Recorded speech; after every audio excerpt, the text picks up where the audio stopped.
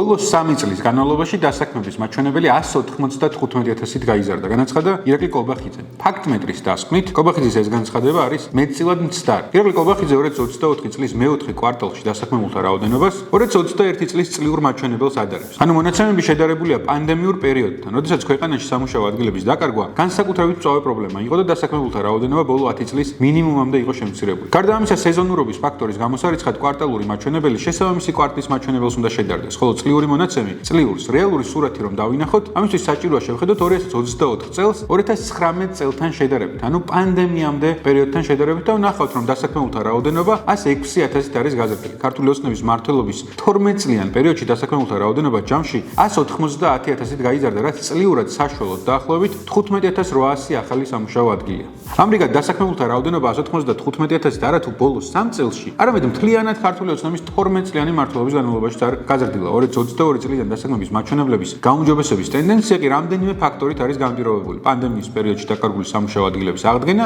ახალი სამუშაო ადგილების შექმნა, რაც ეკონომიკური ზრდის თანმდევი პროცესია და ასევე სახელმწიფო სექტორში დასაქმების ზრდა. მათ შორის სოციალურად დაუცველთა დასაქმება ხელოვნურად შექმნილ საზოგადოებრივ სამუშაოებს. აქედან გამომდინარე, მეტწილად მცდარი ჩვენ ასე შევაფასებთ. ირაკლი კოლბახიძის ეს განცხადება უფრო მეტი დეტალი შეგიძლიათ იხილოთ ჩვენ სტატიაში, გამოიწერეთ ჩვენი არხი და დაელოდეთ სხვა გადამოწმებულ ფაქტებს.